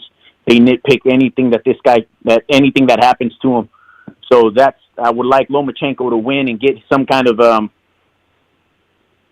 how can I say, not revenge. Either way, I hope he would win, but I don't see him winning. He's going to get screwed. And that's my take, BDA. All right, good call there, Alonso. I mean, he could have done without the cursing there. I think you made some. I think instead of saying he's gonna get effed over, you could have said he's gonna get screwed over. See, that sounds a little more a little more corporate is what I'm going for. But good points there, Alonso. He just hung up on me, so he doesn't give a shit about what I'm saying. But shout out to Alonso. Good to hear from him. And listen, we gotta go, man. Hey, listen, I would have hung up on myself as well. But look, shout out to Sean Anthony as well for his contribution with the super chat. He says, well, he's reestablished his membership program. He says, and this is the team Benaburger that are offering Canelo a fight. Shake my head. Yeah, they got no pull whatsoever. They got no ratings. They're on a sinking ship, and they're demanding TV rights from Saul Canelo Alvarez. I mean, if that doesn't tell you that once that, well, at least both sides, if you want to be unbiased or whatever, are screwing over the fight, I don't know what to tell you. And shout out to Rapax Trucking Company for extending his membership to 33 months. Wow, shout out to Rapax staying with the BDA school for a long time here. And he says, War Estrada. By the way, I just saw Gonzalo too in the chat, and he's giving it to Estrada too. He's speaking with Estrada. I'm thinking, guys, I don't know, man. I think you're hoping against hope here for a guy. I mean, I know Estrada has been very good, and he's one of the guys that's been overlooked in the past 10 years at least, but he's been inactive for 10 years. 10 years. He's been inactive since 2022, guys. Come on, what are we talking about here, huh? Meanwhile, Bam is hitting his stride in his peak. Well, not even in his peak. He's what, 25, 24? He still has a long way to go. So, then again, if he was a prime Estrada, though, hey, look, Jonathan, what was it? Christian Gonzalez gave Bam Rodriguez a very tough fight. Same thing with Israel Gonzalez with his combination punching. So there's a chance that they could have kept him away. But now, I don't think so, man. I just don't think so. Anyway, listen, fellas. Chief, sorry that you got in late, man, but I gotta go, man, because I scheduled a second Renaissance for later. What's that going to be about, BDA? It's just a deep dive watch along. Just watching videos. So I'll look you up on Rumble. Yeah. Well, actually, hold on a second. Where is?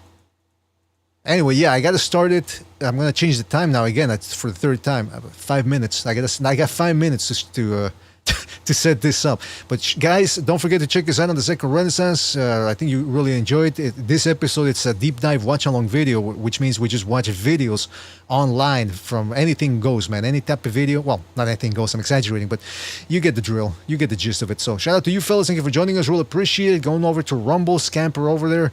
Catch it. Bring your favorite drink, favorite snack. Then we're going to have a good time deep into the night. And that's about it, fellas. Thank you for joining us. Really appreciate it. I want to give a shout out to recognize Chief, who was here as well, Sobers, everybody that called in, everybody that donated with the super chat feature, everybody that called in, and everybody in the chat, all the initiated, like I Am Your Leader, Rapax Trucking Company, who else was here? Dark Haydo. Shout out to you guys, really appreciate you dropping by it. Everybody else as well, Raf Unreal, Baron Evola, El Gordo, 17th W Boy, Nightmare, Protectorate General, No Se. If I forget anybody, Quentin Lasser, shout out to Quentin. If I forget anybody,